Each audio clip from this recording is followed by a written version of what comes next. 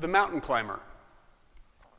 This is a core and shoulder intensive movement. It starts by setting up in a plank position, and you're going to quickly lift your hips up to create a little bit of room to bring a knee forward and try to bring the knee forward all the way up to touch your elbow.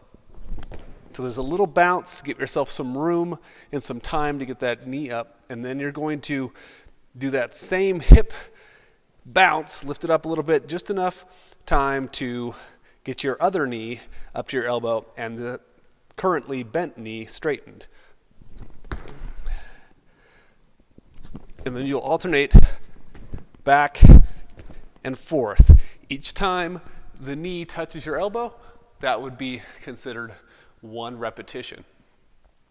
What you are going to want to try to do is limit the amount of height that your hips move. We don't want to throw them all the way up as high as we can to be able to get our knees in. We want to work on that speed and be able to keep your core somewhat tight while moving those knees in and out. Now, if you are unable to get your knee all the way up to your elbow, coming up part of the way will be a very effective scaling option, but don't just continue to make that easier and easier on yourself.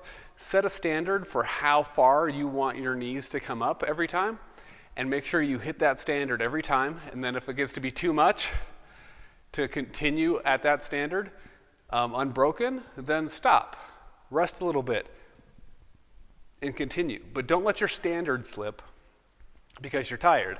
Just rest a little bit and then keep holding yourself to that same standard.